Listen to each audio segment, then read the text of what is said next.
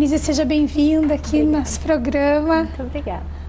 E eu queria saber, você veio estudar em Irati. A Denise tem uma história muito legal. Vocês vão gostar. Vocês vão ouvir essa história e vão ver como ela é uma pessoa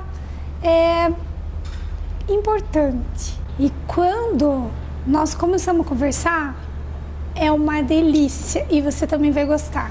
Eu apresento a minha amiga como a Denise Bayer, de Irati para o mundo. Denise, conta um pouquinho da tua história. Você veio estudar em Irati quando que você chegou aqui nessa cidade? Eu cheguei em Irati em 2004. Sou rondonense do extremo oeste do Paraná. Até então não tinha ouvido falar em Irati, mas eu vim cursar turismo, curso de turismo. E eu vim fazer o curso de turismo porque era algo assim que sempre eu queria viajar pelo mundo, conhecer outras culturas, outros povos. E assim o curso casou muito com isso. Quando eu soube que tinha turismo aqui, eu vim e desde então eu estou assim, adotei Irati como minha segunda casa. Quando você chegou em Irati, qual a impressão que você teve sobre a cidade? Embora fosse Paraná, né, também Brasil, mesma língua, eu achei bem diferente, muito diferente do contexto, né, lá da cidade. É uma cidade pequena, mas para mim que vim do interior de Marechal, no caso, onde nós tínhamos 3.000 habitantes, é uma cidade muito grande, né, e logo assim eu senti uma hospitalidade muito grande. O iratiense sabe ser hospitaleiro. Que bom saber disso. Uhum. E Denise, me conta como que foi, quantos anos você ficou fazendo, quanto tempo que você fez a faculdade, quanto tempo que você ficou aqui trabalhando? Eu fiquei um total de 6 anos em Irati. Eu cursei a faculdade por 3 anos, mas eu não terminei o curso. Justamente porque eu comecei a trabalhar assim nessa questão do social. E você falou que você fez turismo porque você gostaria de viajar para muitos lugares. Qual foi o primeiro lugar que você viajou fora do Brasil? O primeiro país foi a Tanzânia. Fui para a Tanzânia para trabalhar no meio da tribo Maasai, uma das maiores tribos da Tanzânia e do Quênia, uma tribo muito cheia ainda de misticismo, uma tribo que preserva até hoje as culturas, o costume e atrai inclusive muitos turistas para vê-los, né? Eles até hoje vivem no sistema nômade e eu fui morar exatamente com eles, na aldeia. Você se preparou psicologicamente, se preparou que ia morar numa aldeia. Como é que foi você chegar lá, chegou e foi morar numa aldeia? Como que foi teu primeiro dia? Eu já estava preparada assim, no sentido de eu sabia que eu não teria energia elétrica e nem água encanada em casa. Mas o mais desafiador foi ouvi-los falando e eu não entendia o que eles estavam falando. Então a questão da língua foi o que pegou muito, né? Assim, no começo, até eu conseguir me comunicar. Porque a comunicação foi assim, a gente só comunicava por gestos. E fazia mímica, isso e aquilo, então foi o que mais desafiador, né? E quanto tempo que você começou a aprender a falar? Eu te digo que foi uma graça mesmo, porque em 6 meses, 7 meses eu já estava ajudando nas traduções, já estava falando bem, graças a Deus. Que bom! E me conta uma coisa, quando você chegou lá na Tanzânia, você chegou nessa tribo, aí tinha um lugar para você ficar, uma casa, um quarto, como que era, assim, como que são os costumes da parte assim, tem alguma coisa diferente, você acorda, daí, o que você come, como é que é? Conta pra gente. Eu fui hospedada junto com algum grupo de brasileiros. Então nós tínhamos uma certa, assim, dentro da nossa casa nós fazíamos a nossa comida brasileira. Mas os nossos vizinhos, no caso, eles faziam o chá com leite pela manhã e comiam, normalmente era uma polenta já no café da manhã. né? A gente chama de shima, mas é uma polenta branca de um milho diferenciado, e eles comem aquilo, gostam bastante do ovo cozido com o chá com leite, que é o primordial. E uma bebida que para eles é assim, o iogurte, né, daqui, que chama lochoro.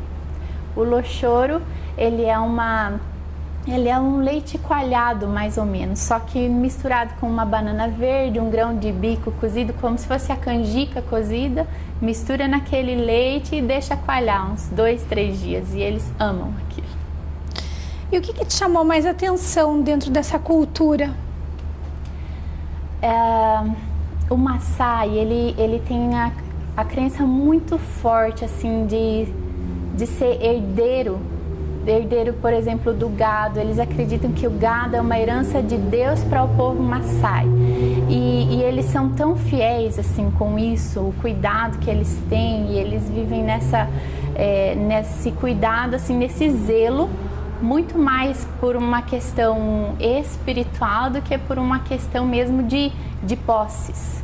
E o Maasai, ele é desapegado com qualquer outra coisa. A perspectiva dele, assim, com relação a casas. Você vê Maasais, assim, que são proprietários de muitas cabeças de gado e continuam vivendo dentro daquela oquinha feita de barro, do mesmo jeito. Assim, não muda nada, né? Mas o que me impressiona neles é a capacidade de se abrir para receber o novo, assim, nesse sentido de acolher a gente como estrangeiro. Eles nos serviam com o melhor que eles tinham. Eles recebiam a gente como parte da família. E em todo esse tempo na Tanzânia eu fui chamada como irmã deles, mesmo nas vendinhas eles falavam: "Oi, irmã, que bom que você está aqui", como da família. E eu chamava para os mais velhos eu chamava de pai, as mulheres mais velhas eu chamava de mãe. E isso é algo que me conquistou muito na tribo Maasai, é essa familiaridade que a gente tem. Que legal! E me conta uma coisa, Denise, você foi também para a Índia? Fui. E outros costumes, outras totalmente diferentes eu já perguntei para você, na África era um estilo, um modo, você conheceu muito bem uma tribo, pode nos falar e contar muito bem disso. E na Índia, como que foi chegar lá? Como que foi essa diferença de culturas? Realmente... Só um pouquinho, quanto tempo você ficou na África? Eu fiquei 2 anos e 3 meses. 2 anos e 3 meses. Isso. E na Índia? 2 anos e 3 meses, o mesmo período de tempo. Uhum. E realmente a África e a Índia é incomparável. A Índia, ela é dona de uma cultura espetacular, em todos os sentidos da palavra. O indiano, ele é muito forte, né, no tradicionalismo, na sua cultura, o que é desafiador, mas ele também é um povo muito pacífico. O indiano, ele não é de se envolver em brigas, né, eu dificilmente vi alguma... Embora a gente sabe que o trânsito indiano é a loucura, né? É usado como exemplo em todas as autoescolas brasileiras, mas eu dificilmente cheguei a ver alguma discussão no trânsito ou coisa assim, né? O indiano, ele é um povo pacífico. Então vamos dizer que na África são um pouco mais fervorosos. São. No Brasil, qual a nota na África, no Brasil e na Índia? Ainda eu acho que o brasileiro é mais esquentadinho. Mais esquentadinho? Eu acho que sim. Então, na Índia, assim, é algo que me chama muito a atenção. O indiano, ele é, assim, carnavalesco o ano inteiro. Porque o brasileiro a gente é conhecido pela festividade, pela alegria, mas o indiano... ele é muito mais assim, festeiro. Comemora tudo. Comemora tudo. Todas as semanas tem algum feriado especial para eles, que fecha comércio e vão pra rua e vão sambar. Ah, é? E como que as mulheres, elas colocam até adornos a mais, né, do que tudo aquilo que elas usam? Porque elas usam uma coisa na testa, né? Aqui usam mãos pintadas, né? Com rena e vários adereços. Elas também, a gente sabe que nas festas elas usam outras coisas, né? Como que é essa parte de os hábitos assim para se vestir lá na Índia? Então, que a gente conhece assim só de novela, né? Assim, de ver passar no corredor. A Índia é impressionante, é que a Índia ela tem mais de 1 bilhão e 200 mil habitantes. Ela é assim o segundo maior país do mundo em população e cabem, digamos que 8 Brasis de população lá dentro. E por ser tão grande, ter tanta gente, tão populoso, cada estado também tem uma própria lei, no caso. E cada estado, cada uma das tribos, no caso, que se formaram na Índia, elas têm costumes diferentes. Então, essa questão dos adornos, em cada estado você vai ver uma indiana se vestindo de uma maneira um pouco diferente e tudo tem uma simbologia diferente. Por exemplo, no estado onde eu tô, elas usam aquele pingentinho na testa que representa que ela é uma mulher casada. Ah, é? Representa que ela é uma mulher casada. Geralmente você não vê uma jovem solteira com aquele pingentinho aqui. Que aqui algumas pessoas chamam de terceiro olho. Né? Em alguns outros estados, talvez ele tenha algo um pouco mais a ver com a questão de yoga ou coisa assim. Mas outros estados, o que representa é o pingente no nariz. Em alguns outros, elas colocam o adorno do cabelo para cima, para dizer que elas já passaram para o templo durante a manhã e já receberam a bênção. E no caso, a pintura com rena, elas gostam muito. Mas a mais preparada que vem, geralmente o braço todo, é sempre nas vésperas do casamento, né? Então também o ouro é muito valorizado na Índia e geralmente a mulher que anda bem adornada representa que o marido a ama muito. Se você vê uma mulher casada só com um colarzinho, que no estado onde eu estava também, a aliança no dedo já não era assim mais significativa, mas o colar representava a aliança do casamento. E se você vê uma mulher só com o colar, ela é uma esposa, né, que o marido deu o colar. Mas se você vê ela cheia de ouro, então ela é muito preciosa para o marido dela. Nossa, eu já comecei a imaginar o tamanho. Muda o tamanho dos colares? Muda. Ama muito colar bem grandão. E aquelas assim, né, que chegam em casa. Você tem que comprar um colar maior pra mim, porque eu vi a minha amiga, o marido dela ama mais. É mais ou menos assim. Mais ou menos assim. Que coisa, hein? A gente não imagina. Tem mais alguma curiosidade assim que você acha legal compartilhar? Em termos de costumes mesmo, assim, na África, são totalmente, né, mais simples. Usam roupa de manga comprida, mas lá não é muito calor? Como é que consegue? Na verdade, a região dos Maçais é ao redor de montanhas, já não é tão calor. Mas mesmo assim, eles usam as capas, as túnicas, mas não assim manga comprida, não se vê tanto assim, né? Mas eu acredito que é culturalmente, tradição mesmo, assim. Eles usam, o Maçai usa só 3 cores na roupa, que é o vermelho, o roxo e o azul. Você identifica um Maçai por essas cores, ele não vai estar usando outra cor, né? Tanto o homem como a mulher. Tanto o homem como a mulher. Inclusive a mesma roupa mesmo, o homem ele usa do mesmo jeito, assim, né? A não ser um guerreiro Maçai, que aí ele se veste diferente, ele também deixa o cabelo crescer, né? E o que distingue um guerreiro Maçai? O guerreiro, ele geralmente é aquele que vai proteger a tribo, porque eles vivem numa região de selva, né? Tanto que no lugar onde eu estava, a gente via quase que todos os dias girafas passando pela rua, assim, atravessando a rua. Então acontece muitos ataques de leões, leopardos, e o guerreiro, ele é aquele que geralmente ele não dorme, ele fica na frente da aldeia com a lança na mão, protegendo a aldeia. Puxa, e como que são as mulheres da tribo? Elas têm alguma responsabilidade? a mulher, ela geralmente é responsável pelo campo, o cultivo do campo. O Maasai, ele cuida do rebanho, ou ele deixa as crianças responsáveis pelo rebanho, enquanto que a mulher faz todo o trabalho pesado da casa. Todo o trabalho pesado de ir buscar o carvão, levar para a cidade, fazer a negociação da venda, ver o cultivo das plantações, né, que geralmente são grãos, o grão de bico, o feijão, o milho, o amendoim. E ele faz o quê? Ele fica sentado sabendo das notícias para quando ela chegar à noite ele deixar ela assim bem por dentro. Então ela trabalha bastante. Ela trabalha bastante, ele cuida do gado.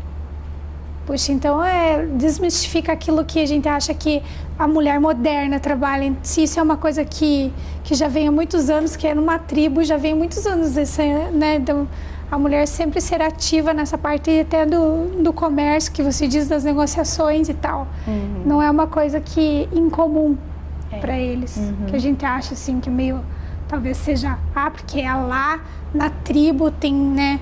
É uma coisa bem diferente. Enquanto que a mulher na Índia é como? Na Índia, a Índia, assim, pelas castas, como ela é dividida, uma mulher de classe média, alta, ela, depois do casamento, ela é responsável por cuidar da família. E ela vai morar com a sogra. Então, ela é responsável por cuidar da família dela, dos filhos dela e da sogra do sogro, no caso. Enquanto que o marido fica responsável por trazer o sustento para casa. E o que te chamou mais atenção? Na África e na Índia? Então, na África realmente foi essa questão da hospitalidade. O que me chamou a atenção assim foi deles abrirem o coração, né, para receber como da família, no bom sentido, né, da experiência como um todo. Pelo lado ruim, assim, é essa prisão que eles ainda vivem, no caso da mulher tá sendo assim tão desprezada, sendo às vezes tão descriminalizada, né? Coisas que muitas vezes a gente nem sabe do que elas têm passado, como elas têm vivido, né? Eu não comentei, mas até ainda existe, embora hoje já clandestinamente é feito, porque existe uma lei na Tanzânia que proíbe a mutilação das mulheres, ainda existe muito no meio da tribo, né? Ainda existe muito a circuncisão feminina, e isso é algo que chocou, que me choca muito, que ainda me faz assim gemer muito pelo povo Maasai, né? E na Índia, o que me chama muito a atenção, o que me faz amar o indiano é esse calor das festividades, né? Da celebração e da alegria. Da alegria, exatamente. E assim, o que me choca é também essa questão da mulher, porque ela também se submete a uma tradição, assim, de ter que ir morar na casa da sogra, de passar todas aquelas coisas que a novela mostra, de pegar a chave da despensa, que são realidades. Embora a gente vê isso num contexto, assim, de classe alta indiana. Então não existe diferença, assim, por exemplo, para a indiana bem moderna, ela não adianta ela ser bem moderna, ela vai morar na casa da sogra. Se ela segue a tradição, sim.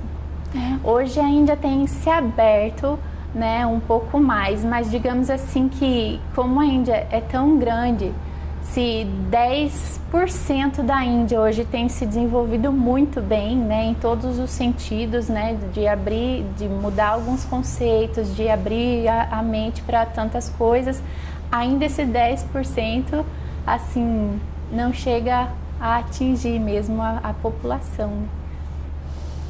No começo do programa, no começo da nossa entrevista, eu falei assim: Denise de Irati para o mundo. Eu tenho certeza que você vai pisar em outros continentes também. Amém. Mas eu quero saber o que te move a fazer esse tipo de trabalho. Com certeza é o amor de Deus. Desde os meus 12 anos que eu assim tenho esse sonho no meu coração de visitar os povos mesmo que tem essa necessidade, não só no social, não só de ver uma situação de miséria, mas de poder levar para eles a paz que vem do Senhor, né? Que vem de Deus, e levá-los a conhecer esse Deus que é tão libertador, que é tão amoroso, que nos ama, independente de quem nós somos, né? Que seja brasileiro, seja africano, indiano, é o amor de Deus. E eu queria que você compartilhasse alguma história desse teu trabalho, que você foi levar esse amor de Deus. Eu sei que você trabalhou com crianças. A tia Denise é super querida, parece que ela tem um mel, todas as crianças gostam do tia D. A gente sabe que, olhando assim, a gente sabe que Deus colocou isso em você porque você iria para lá trabalhar com crianças. Eu queria saber se tem alguma história para compartilhar, assim, que mexeu mesmo, assim, que você falou, puxa, é isso mesmo, eu tô fazendo a coisa certa, é por aí, uma convicção. Tem sim. Eu vou falar primeiro de uma experiência na África, né, de um menino que nós conhecemos, um Maasai. Ele era órfão, ele é órfão, e ele vivia assim na miséria. Então nós começamos um trabalho com crianças órfãs lá na Tanzânia, e esse menino cresceu com a gente, assim, de estar buscando mesmo crescer, conhecer mais da palavra de Deus e viver uma liberdade diferente, até que um dia ele foi levado para um ritual e ele voltou assim muito transformado. Ele voltou sem perspectiva, ele não conseguia mais olhar na nossa cara, ele fugiu e ele ficou muito tempo assim. Até que eu encontrei já nas vésperas de eu vir embora, eu nunca desisti dele, sempre procurava, sempre ia atrás dele. E nas vésperas de eu voltar, eu dei uma palavra para uma senhora que é a mãe dele, ele é órfão de pai. E a mãe dele estava lá e eu olhei para ela e eu disse assim, o Emanuel, ele vai voltar para o caminho do Senhor e ele vai entender que ele é um grande homem, que Deus tem muitos projetos para a vida dele.